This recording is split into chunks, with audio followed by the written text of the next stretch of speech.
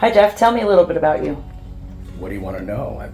Masonry? Yeah. Okay, I've been a Mason for somewhere between 25 and 30 years. I'm a member of the Scottish Rite, a member of the York Rite, past district deputy in District 26. I've been master of 3 lodges 8 times. I live an hour away from Pullman. Okay. In a little town called La Crosse, which is about a half an hour west of Colfax. And out there are no services, or if they are, they're county services. And it's harder to get them to come out than it is for people to go in. So this allowed me to help bridge that. But reality is, very little of my service work as a liaison has happened in La Crosse. A lot of it's been up and down Eastern Washington. And so it doesn't matter with a phone call and getting in the truck, you can go anywhere and help people. Right. I am a Lodge Liaison. I probably was, if not the first Lodge Liaison, one of the very first ones back when we started it here in Eastern Washington, and now it's gone statewide. So tell me a little bit about what it means to you to be a Lodge Liaison and why you wanted to be a Lodge Liaison. It allows me, I always worked in service areas as student services at a university, high school teacher, high school principal. I always worked with people. And this, when I was retiring or getting close to it, allowed me an opportunity to continue to work with people. This time I'm working with brothers and their families and communities where we serve as Masons to help people get what they need to improve their lives, particularly seniors. And it's been good for me individually to have that opportunity to continue to help people. So in the time you've been a liaison, what are a couple of projects that you and I have worked on together that you find beneficial to your lodge?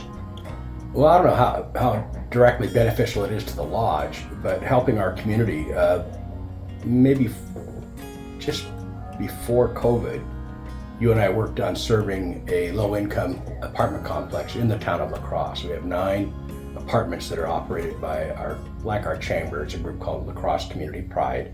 And at that point, I was the president of that organization.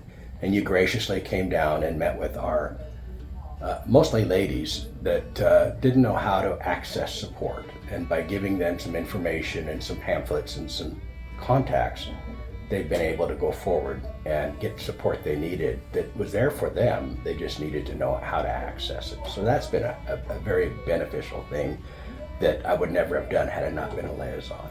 And I think there was about 15 people there. There are 9 apartments, and I think 8 of the residents were there, plus some other folks. Part of my board was there, and they had to come see what the clown show was. Yeah, and we even had a lady from Rural Resources that came down, yes. And so she got to meet. She's also on my board, but yes, we did. She came from.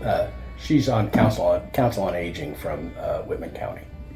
And then out of that meeting, there was a lady there that needed a specialized medical equipment. Correct. And I think Masonic Services was able to buy it online and ship it to her. And the landlord at the time helped install it for her. And it's something that she wouldn't have had, so I would have known her, met her. Right. So that was kind of like our outreach, our stretch to helping her. Another thing in the area that was the very first time I think I met you was when the fire. Well, maybe it wasn't the first time.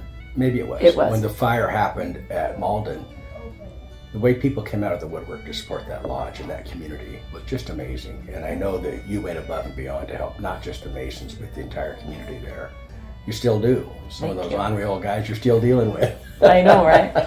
I think I even reached out to you as well because as they were starting to rebuild, the grass was growing back and they needed a riding lawnmower because a lot of their area was quite Correct. big, and I think you were even starting to rally troops and figure out what your lodge could do to support. Not just my lodge. I happened to be the district deputy at that time, so I reached out to all the lodges in our area. Mm-hmm. They did receive one. I don't know if it came directly through Masonic Services. Right.